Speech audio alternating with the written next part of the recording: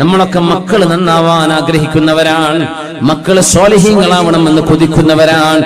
അവർക്ക് വേണ്ടി മഹാന്മാരെ കൊണ്ട് ദുആ ചെയ്യിപ്പിക്കണം.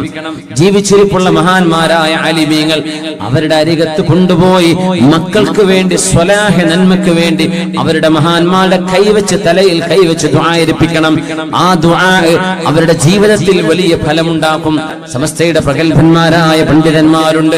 മഹാനായ സയ്യിദുൽ ഉലമാ ജിഫ്രി മുത്തുക്കോയ തങ്ങൾ, എത്രയോ പ്രഗത്ഭരായ ആലിമീങ്ങൾ, സാദാത്യങ്ങൾ, സയ്യിദന്മാർ, പാണക്കാട് സയ്യിദന്മാരും ഒരുപാട് വേറെയും കബീലകളിലുള്ള സയ്യിദന്മാർ, നമ്മുടെ പരിസരങ്ങളിലുള്ള സ്വാലിഹീങ്ങളായ ആളുകളെ എപ്പോഴെങ്കിലും നമ്മുടെ കൊച്ചുമക്കളെ, നമ്മുടെ മക്കളെ കൂടെ കൂട്ടാൻ കഴിയുന്നവരെ കൊണ്ടുപോവുകയും അവർക്ക് വേണ്ടി ഒന്ന് ദുആ ഇരപ്പിക്കണേ, എന്റെ മക്കൾ സ്വാലിഹീങ്ങളാവാൻ ദുആ ഇരക്കണേ എന്ന് വസിയത്ത് ചെയ്യണം. അത് ഹബീബായ നബി തങ്ങൾ പഠിപ്പിച്ച സുന്നത്താണ്.